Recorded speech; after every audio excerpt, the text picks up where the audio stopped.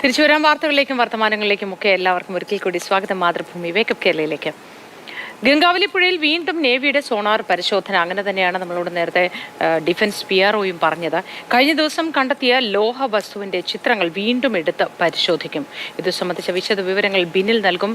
ബിനിൽ, ഇന്ന് നേവിയുടെ സോണാർ പരിശോധനയുടെ വിശദാംശങ്ങൾ എങ്ങനെയാണ്? ഏത് തരത്തിലായിരിക്കും ഇന്ന് പരിശോധന നടക്കുക?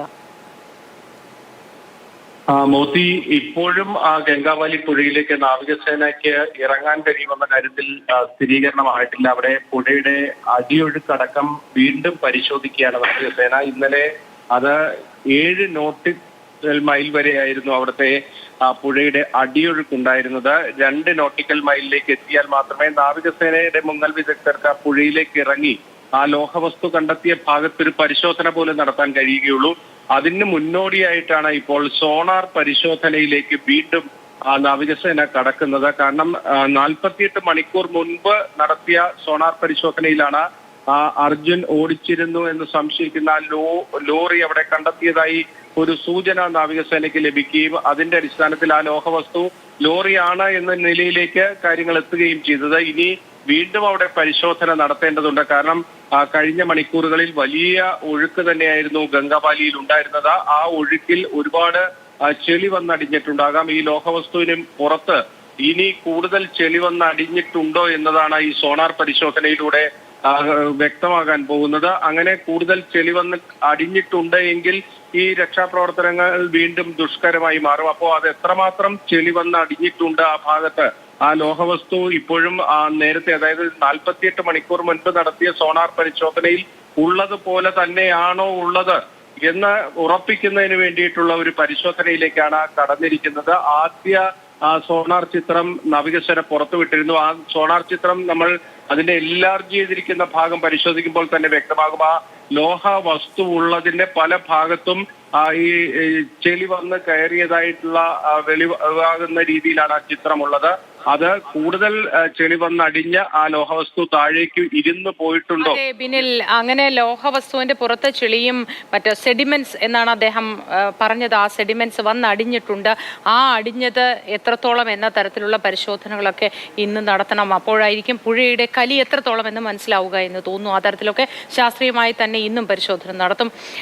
ബിനിലിന് നല്ലൊരു ദിവസമായിരിക്കട്ടെ എന്ന് ആശംസിക്കുന്നു. നമുക്കിപ്പോൾ അവിടെ അങ്കോലയിൽ നിന്നും KB ശ്രീധരൻ ചേരുന്നുണ്ട്. ശ്രീധരൻ, മഴ കുറച്ച് മണിക്കൂറുകളായി മാറി നിൽക്കുകയായിരുന്നു. ഇപ്പോൾ കാലാവസ്ഥ എങ്ങനെയുണ്ട്?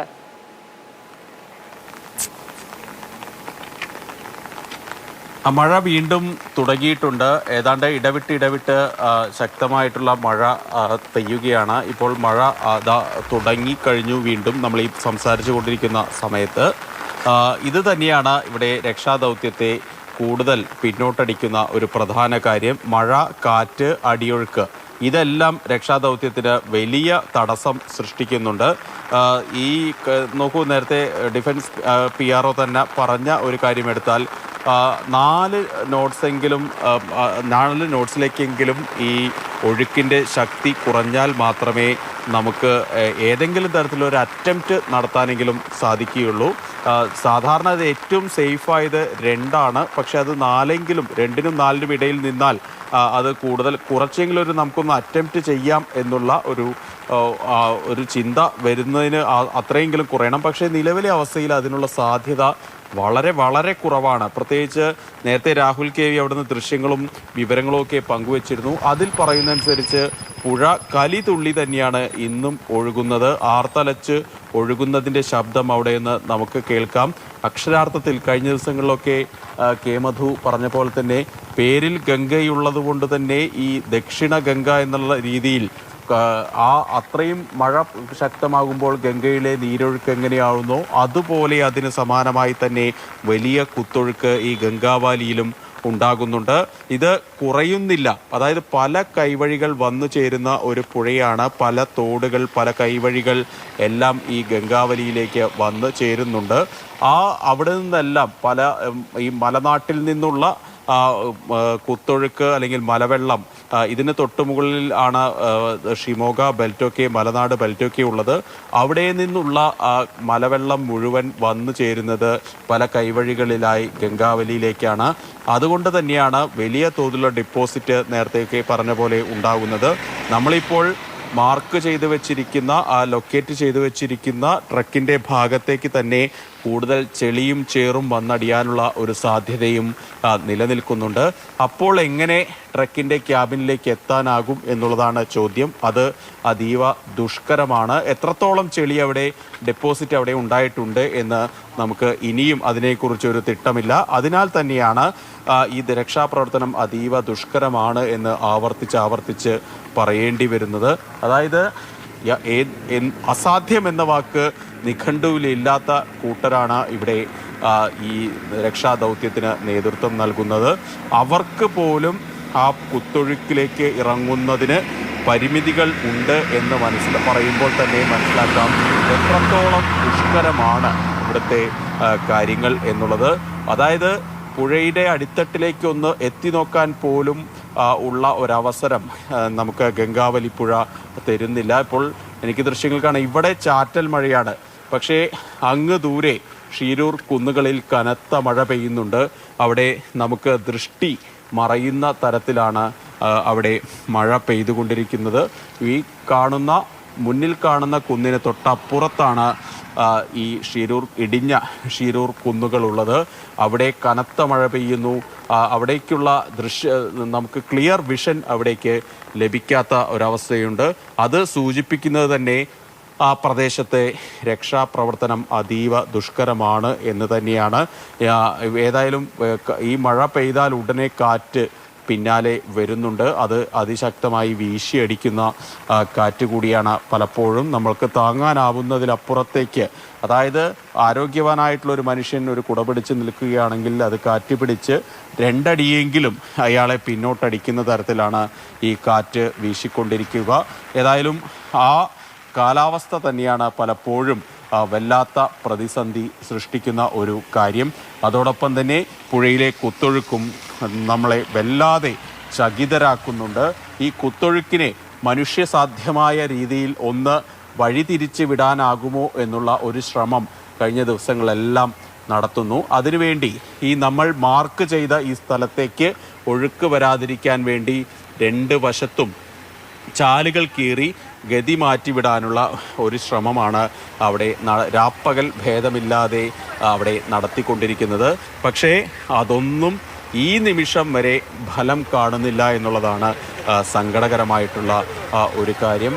ഏതായാലും അവിടെ നടപടിക്രമങ്ങൾ പുരോഗമിച്ചുകൊണ്ടിരിക്കുന്നു. അതിനിടയിലാണ് ഈ കനത്ത മഴ പെയ്യുന്നത്. ഒന്ന് പുഴയിലേക്ക് ഇറങ്ങാൻ പോലും ആളുകൾക്ക് ഈ രക്ഷാ ദൗത്യത്തിന്റെ ഭാഗമായവർക്ക് ദൃശ്യങ്ങളിൽ അവിടെ പോലീസ് വാഹനങ്ങൾ പരിശോധിക്കുന്നത് പോലെ തോന്നുന്നുണ്ടല്ലോ. സ്ഥലത്ത് ഇപ്പൊ എന്താണ് നടക്കുന്നത്? കുറച്ച് കൂടുതൽ പോലീസ് ഉദ്യോഗസ്ഥരൊക്കെ സ്ഥലത്തുണ്ടല്ലോ.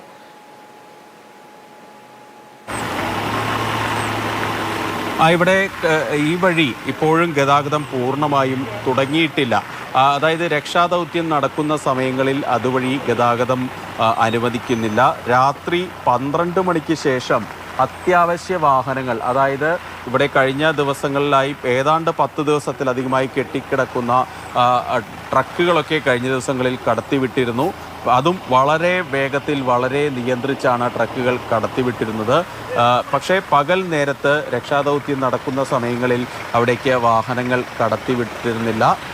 ഏതായാലും ഇപ്പോൾ അതറിയാതെ വരുന്ന ചില വാഹനങ്ങളൊക്കെ വഴിതിരിച്ച് വിടുന്നതാണ് നമ്മൾ ദൃശ്യത്തിൽ കാണുന്നത്. ഏതായാലും മഴ കാറ്റ് ഇപ്പോൾ വീണ്ടും ശക്തി പ്രാപിക്കുന്നു.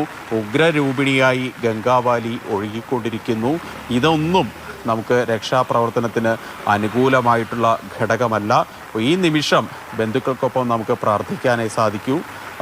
ഈ മഴയൊന്ന് തോരണേ, കാറ്റൊന്ന് വീശാതിരിക്കണേ, പുഴയിലെ ഒഴുക്ക് ഒന്ന് കുറയണേ എന്നുള്ളൊരു പ്രാർത്ഥന മാത്രമേ നമുക്കുള്ളൂ. മനുഷ്യസാധ്യമായിട്ടുള്ള എല്ലാ കാര്യങ്ങളും നമ്മൾ ഇതിനോടകം ചെയ്തു കഴിഞ്ഞു. അത്യാധുനിക യന്ത്രങ്ങളെല്ലാം കൊണ്ടുവന്ന് പരിശോധനകൾ നടത്തി ഈ ട്രക്ക് എവിടെയുണ്ടെന്ന് നമ്മൾ ലൊക്കേറ്റ് ചെയ്തു. അങ്ങനെ മനുഷ്യസാധ്യമായിട്ടുള്ള എല്ലാ കാര്യങ്ങളും ചെയ്തു കഴിഞ്ഞു. ഇനി പ്രകൃതിയാണ് കനിയേണ്ടത്. പ്രകൃതി കനിഞ്ഞാൽ മാത്രമേ ഗംഗാവലിയുടെ അടിത്തട്ടിലേക്ക് നമ്മുടെ മുങ്ങൽ വിദഗ്ധർക്ക് എത്താനാകൂ. അവർ എത്തിയാൽ മാത്രമേ അവിടെ നിന്ന് അർജുനെ വീണ്ടെടുക്കാനാകൂ. ട്രക്ക് വീണ്ടെടുക്കുക എന്നതിനപ്പുറം അർജുനെ കണ്ടെത്തുക എന്നുള്ളതാണ് ഏറ്റവും പ്രധാനപ്പെട്ട കാര്യം.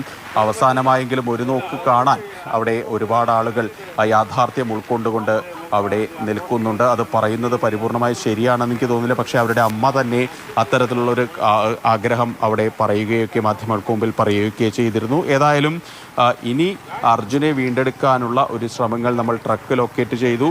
പക്ഷെ അതിൻ്റെ ക്യാബിൻ ഏത് ഭാഗത്താണ് എന്ന് നമുക്ക് കണ്ടെത്താനായിട്ടില്ല. ഒരു കാര്യത്തിൽ ഒരു നിഗമനത്തിലേക്ക് ഈ രക്ഷാദൗത്യത്തിൻ്റെ ഭാഗമായി അവർ എത്തുന്നുണ്ട്.